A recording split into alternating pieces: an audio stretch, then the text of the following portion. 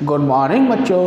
आज मैं आपको class 6 subject math chapter 4 exercise 4.3 part 4 यहाँ से आपका फाइनल टर्म्स का शुरुआत है। इससे पहले जो एक्सरसाइज मैंने 4.2 तक आपको कराई थी वो आपकी हाफ ईयरली एग्ज़ाम में आ चुकी है। अब यहाँ से आपका फाइनल टर्म शुरू होता है, तो आप इसको अब ध्यान से देखेंगे। अब एक्सरसाइज 4.3 का क्वेश्चन नंबर 1। अब क्वेश्चन नंबर 1 जो है आपका ध्यान से देखेंगे, इसमें आपको दिया हुआ है name the angle in the given figure, यानी कि एक आपको फिगर बनी हुई दी हुई है। क्वेश्चन नंबर 1 की ये आपको फिगर बनी हुई दी हुई है। अब इस फिगर को देख के आपको इसके आंसर चूज करने हैं। ये फिगर आपको बनी दी हुई है और इसमें आपको नाम दिए हुए हैं ए, बी, सी और डी। ये फिगर है। अब इस फिगर को देख के आपको इसमें से नेम द एंगल्स, अब एंगल्स देने हैं। एंगल्स यानी कि जो ये कॉर्नर है, ठीक है, जैसे ए है, बी है, सी है, डी है, लेकिन इनके नेम लिखने हैं। अगर हम इसके नेम लिखते हैं तो हम इस तरह से लिखेंगे, ध्यान से देखेंगे, ठीक है। एंगल का नाम बीच में आना चाहिए, जैसे the angles are, the angles are. अब इसके एंगल्स के जो नेम है, पहला अगर हम लिखते हैं एंगल डी ए बी, तो डी ए बी, तो ये जो बी ए है ये एंगल हो जाता है, ठीक है। अगर हम इसका नेक्स्ट लिखते हैं तो डी ए बी आ जाता है। तो इसके बाद लिखेंगे angle A B C, A B C, तो अब ये बी वाला एंगल हो गया, ठीक है।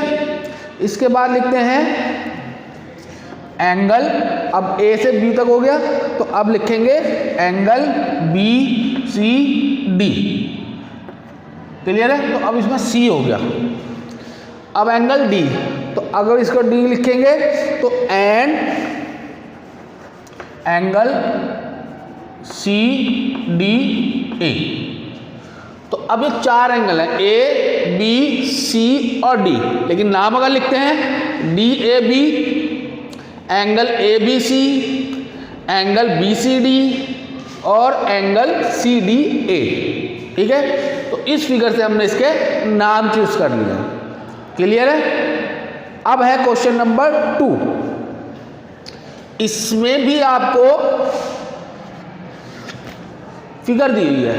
अब उस फिगर से आपको इनके आंसर छांटने हैं, ठीक है। अब फिगर क्या दे रखी है, तो ये आपको एक फिगर बनी हुई दे रखी है। फिगर को ध्यान से देखना है बस, ठीक है। फिगर को अगर हम ध्यान से देखेंगे तो आंसर अपने आप ही मिल जाएगा। तो ये वाला जो है ओ, क्लियर है।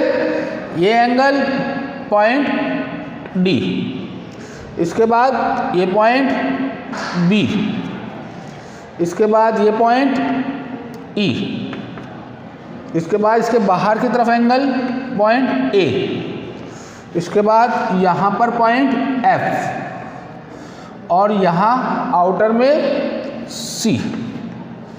ये डायग्राम बना हुआ दिया है। इस डायग्राम को देख के आपको इनके आंसर चूज करने हैं। तो पहला दिया हुआ है ए वाला। अगर हम ए का आंसर निकालते हैं तो ए में दिया है in the interior of angle D O E. अब डी ओ ई, अब ये वाला जो एंगल है, इस एंगल से आपको पॉइंट निकालने हैं इंटीरियर, इंटीरियर यानी कि अंदर की तरफ। अब इंटीरियर में कौन से पॉइंट है, तो जब इसका आंसर लिखोगे तो सॉल्यूशन लिखोगे इसका, ध्यान से। तो ए वाले का है the point in the point in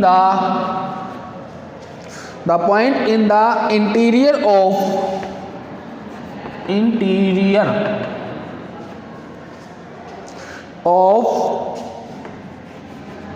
angle DOE O E. अब इस एंगल डी ओ ई में कौन कौन से पॉइंट इंटीरियर में है, तो हम लिखेंगे इज ए। डी ओ ई इसके अंदर सिर्फ ए पॉइंट ही है बस, क्लियर है, ए ही तो है इसके अंदर, तो इसमें खाली ए पॉइंट है। ऐसे ही बी वाला पॉइंट है, बी वाले में क्या कह रहा है, in the exterior of angle E O F, तो इसमें भी ऐसे लिखोगे। अब ये एक्सटीरियर, एक्सटीरियर यानी कि बाहर की तरफ, the point in the point in the exterior of angle. अब कौन सा एंगल बोल रहा है, E O F, E O F, E O F is. अब ई ओ एफ देखो, ई ओ एफ, अब इस वाले पॉइंट में एक्सटीरियर यानी कि बाहर की तरफ, तो बाहर की तरफ पॉइंट है इसमें C A and D, C A and D. तो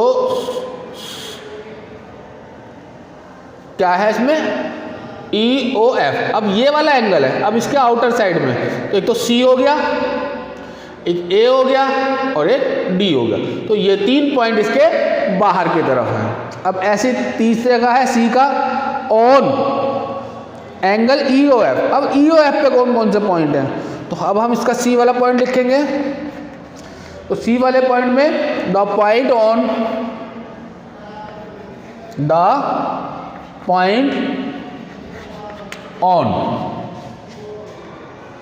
एंगल ई ओ एफ, तो एंगल ई ओ एफ। अब इस पे कौन कौन से पॉइंट है, the point on angle E O F are. अब इसमें जो पॉइंट लिखेंगे तो E B O F, E B O and F. अब जो हमने ई ओ एफ, अब इसके ऊपर कौन कौन से पॉइंट हैं, तो इसके ऊपर है ई बी ओ और एफ, ये इस एंगल के ऊपर है, क्लियर है। तो ये आपका हो गया क्वेश्चन नंबर 2। अब आपको क्वेश्चन नंबर 3, ये भी आपको डायग्राम की तरह करने हैं, लेकिन इसमें आपको डायग्राम बनाने हैं। इसमें तो आपको फिगर बनी हुई दी हुई थी, तो इसमें आपको बनाने हैं। अब वो किस तरह बनाने हैं तो वो मैं आपको समझा रहा हूँ। तो क्वेश्चन नंबर 3 ध्यान से देखेंगे, अगर ध्यान से देखोगे तो सब कुछ समझ में आ जाएगा। क्वेश्चन नंबर 3, अब इसमें कह रहा है draw rough diagram of two angle such that they have. तो मैं आपको इसको ए पार्ट पहले बता रहा हूँ, इसका ए पार्ट। तो सॉल्यूशन है ए पार्ट का।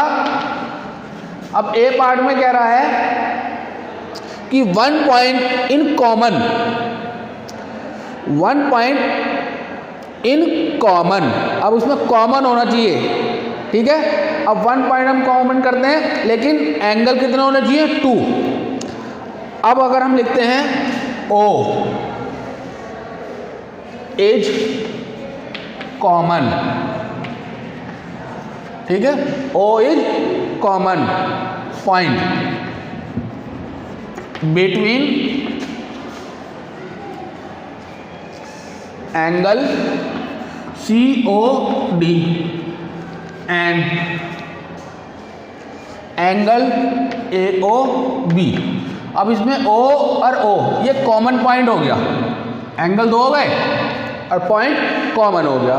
तो इसको बनाएंगे कैसे, तो हम एक एंगल ले लेंगे पहले,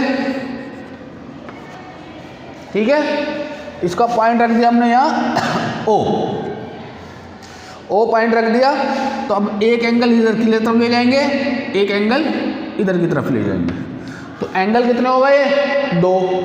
तो सी एक पॉइंट यहाँ लगा दो, सी ओ डी। क्लियर है? तो इधर से अगर हम एक एंगल लगाते हैं, इधर से एक एंगल लगा देते हैं, तो इसको यहाँ पॉइंट लिख देते हैं। तो इसको मान लेते हैं हम ए, और इसको मान लेते हैं हम क्या पॉइंट मान लेंगे इसे, डी, या डी तो हमारा यहाँ आ गया है, या इसको ऐसा कर लो बी और डी। तो ये पॉइंट हो गया। तो अब एंगल हमारा सी ओ डी, अब एक एंगल ये हो गया और एक एंगल हो गया ए ओ बी। अब ओ कॉमन हो गया। क्लियर है? दो एंगल हो गए, कॉमन हो गया 1 पॉइंट। ऐसे ही आपका बी पार्ट है। बी पार्ट में कह रहा है 2 पॉइंट्स इन कॉमन। अब 2 पॉइंट कॉमन होने चाहिए। ठीक है, 2 पॉइंट, यहाँ तो 1 पॉइंट कॉमन है, यहाँ 2 पॉइंट कॉमन होने चाहिए। अब उसको हम लिखते हैं ओ एंड बी। अब ये 2 हो गए, ओ और बी आर कॉमन। ठीक है, O and B are common points between. Clear है? Between angle A O B and A O B and B O C. तो अब दोनों में कॉमन ओ बी और ओ बी, दोनों पॉइंट हो गया। ठीक है, एंगल भी 2 हो गए। अब इसको हम बनाएंगे। ठीक है, पॉइंट ओ हो गया,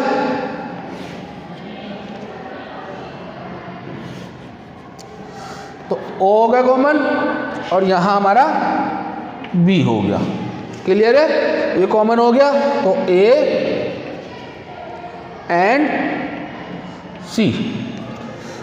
तो ए ओ बी, बी ओ सी। अब दोनों में कॉमन हो गया ओ बी, तो एक ओ पॉइंट हो गया और एक बी पॉइंट हो गया। क्लियर है? ऐसे ही आपको आगे के इसके क्वेश्चन करने हैं। अब ये एक्सरसाइज आपकी यहाँ कंप्लीट है। कौन सी एक्सरसाइज है? 4.3। अब इसको आप ध्यान से देखेंगे, ध्यान से करेंगे। Okay, thank you.